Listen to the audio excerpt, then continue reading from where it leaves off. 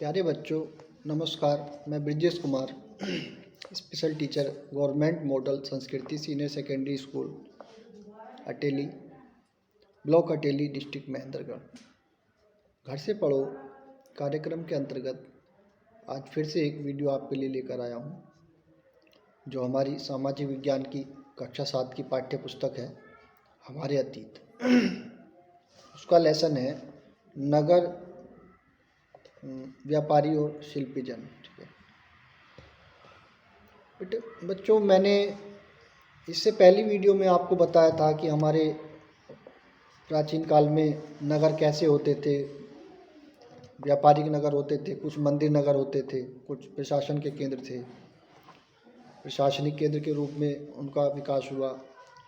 तो इसी कड़ी में अब हम इसका भाग 2 पर चर्चा करेंगे। तो इसका एक बिंदु है बड़े और छोटे व्यापारी। प्यारे बच्चों, उस टाइम पे क्या होता था, व्यापारी कई प्रकार के हुआ करते थे। उनमें बंजारे लोग भी शामिल थे। कई व्यापारी, विशेष रूप से घोड़ों के व्यापारी, अपने संघ बनाते थे, जिनका एक मुखिया होता था और वह मुखिया उनकी ओर से घोड़े खरीदने के इच्छुक योद्धाओं से बातचीत करता था। क्योंकि व्यापारियों को अनेक राज्यों तथा जंगल से होकर गुजरना पड़ता था, इसलिए वे आमतौर पर काफिले बनाकर एक साथ यात्रा करते थे और अपने हितों की रक्षा के लिए व्यापार संघ बनाते थे। यानी क्या होता था उस टाइम पे, आजकल तो काफ़ी विकास हो गया है, अच्छे सड़क बन गई हैं और हमारे पास पुलिस भी है जो हमारी सुरक्षा करती है। हम दिन रात में कहीं भी जा सकते हैं, लेकिन पहले टाइम में ऐसा नहीं था। घने जंगल थे और उन जंगलों से होकर व्यापार के लिए लोग गुजरते थे। तो वो क्या करते थे, जब कहीं जाते तो अपने खूब सारे लोगों का एक काफ़िला बना करके जाते थे, ताकि किसी प्रकार का उनके ऊपर कोई हमला ना हो और वो काफ़िले में एक दूसरे को सुरक्षित महसूस किया करते थे। दक्षिण भारत में 8वीं शताब्दी और परवर्ती काल में अनेक ऐसे संघ थे।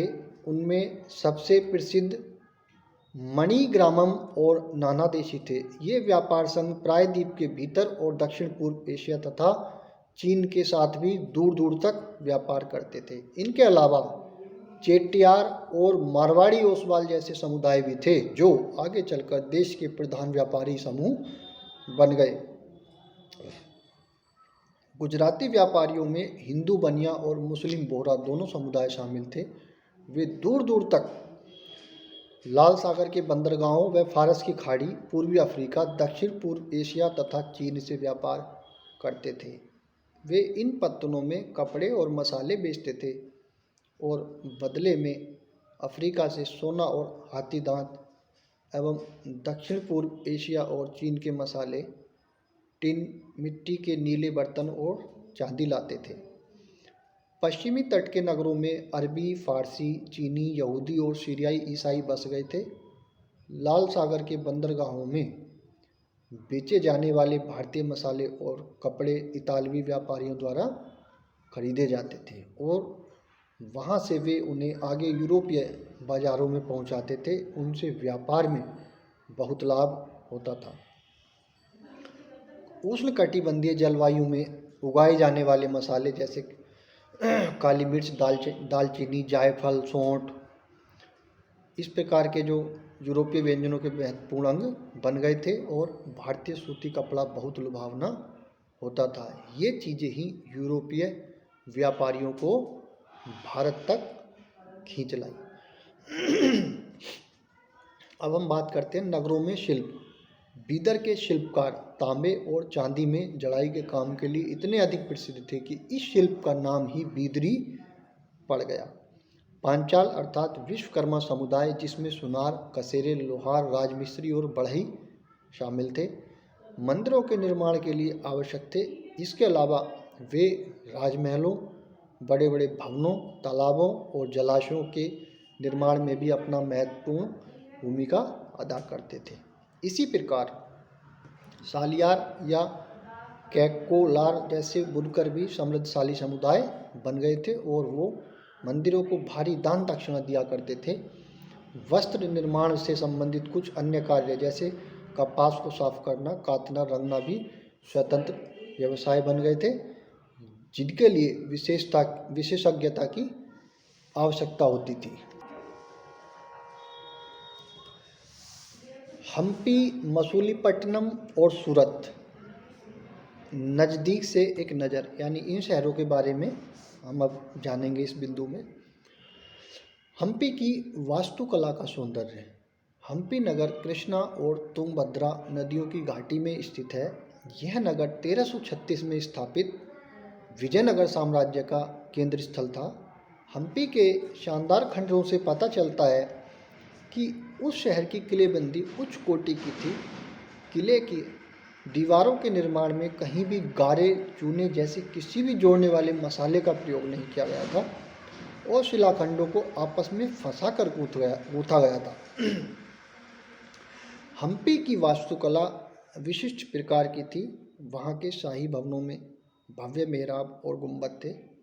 वहाँ स्तंभों वाले कई विशाल कक्ष थे जिनमें मूर्तियों को रखने के लिए आले बने हुए थे।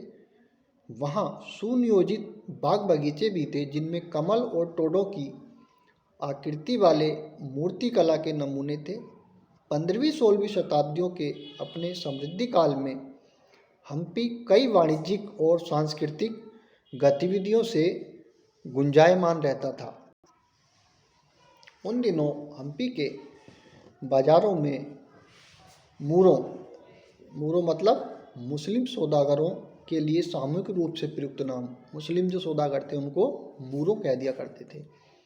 चेट्टियों और पुर्तगालियों जैसे यूरोपीय व्यापारियों के एजेंटों का जमघट लगा रहता था।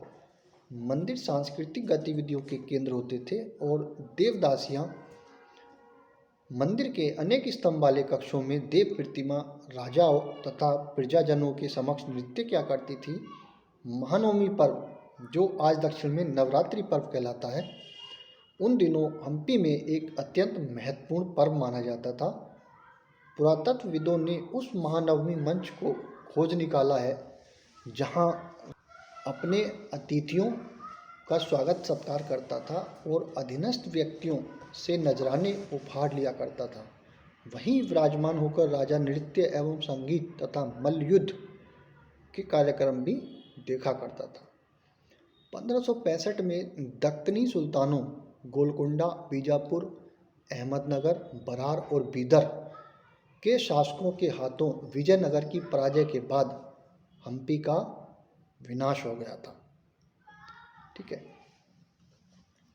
सूरत पश्चिम का प्रवेश द्वार, इस बिंदु के बारे में हम जानेंगे।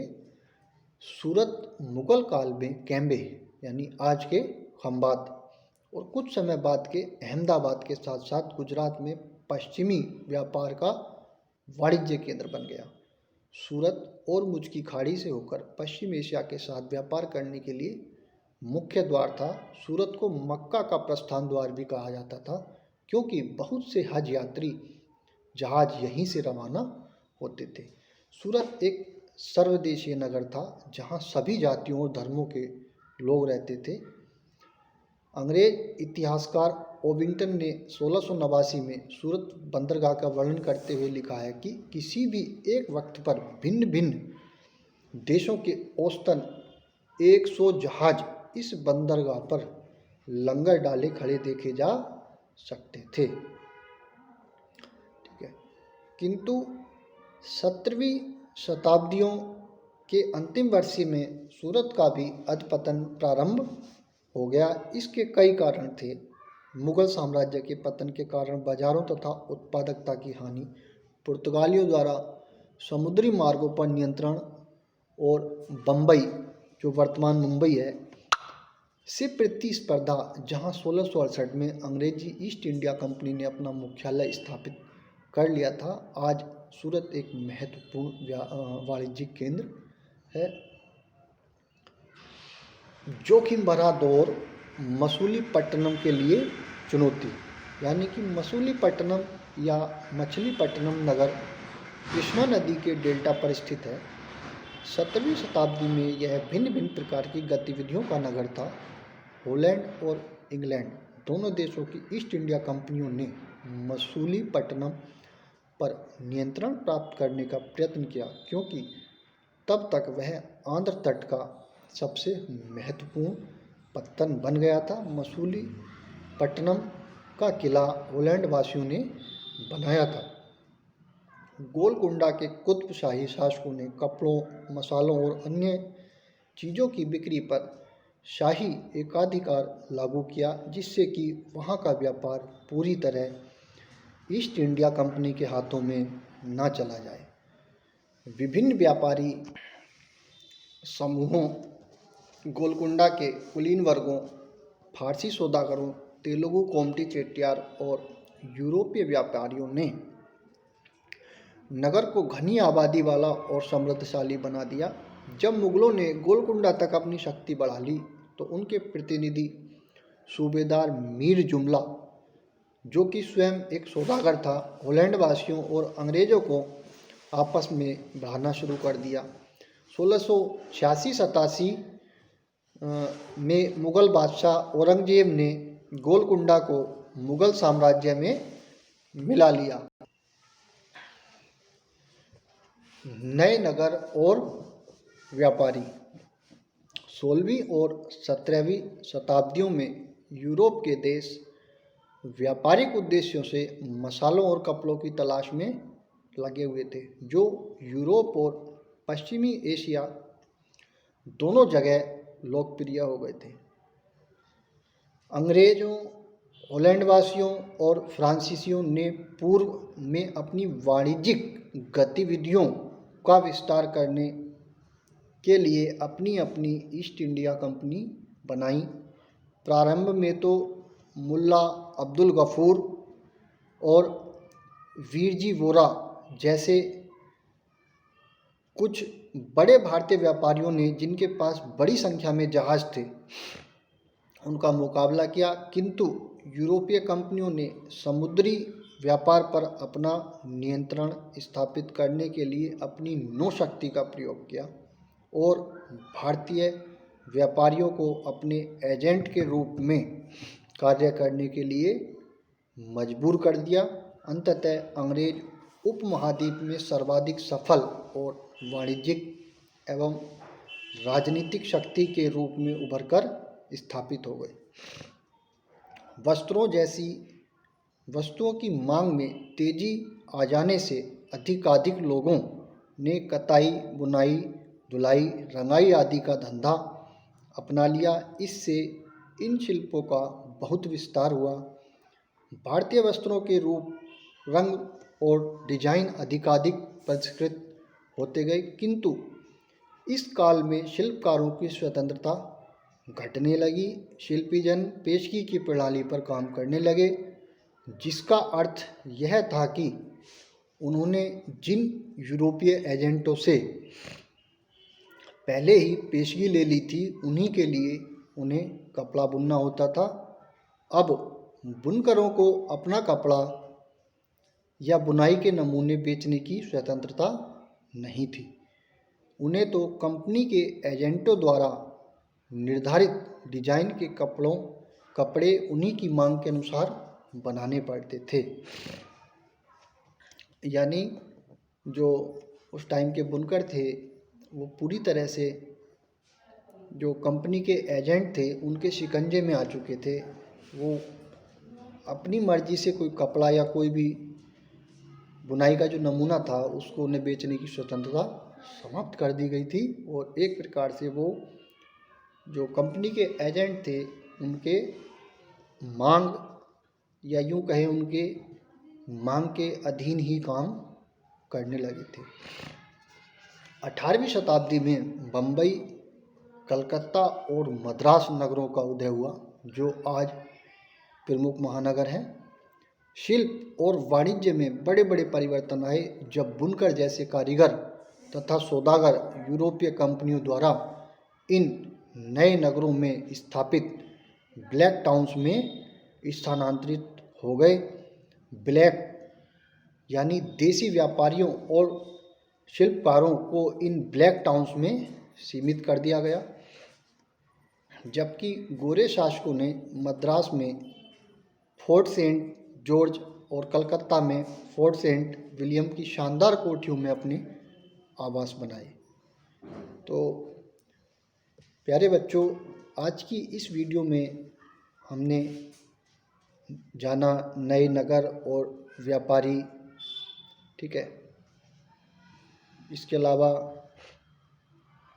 जो हमारे नगर विकसित हुए वाणिज्य के रूप में, व्यापार के रूप में, उनके बारे में हमने विस्तार से जाना, क्या क्या व्यापार वो लोग क्या करते थे और कौन कौन लोग करते थे। तो प्यारे बच्चों, आशा करता हूँ आपने इस वीडियो के माध्यम से आज बहुत कुछ जाना।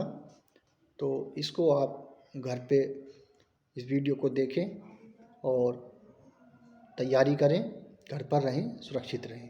धन्यवाद।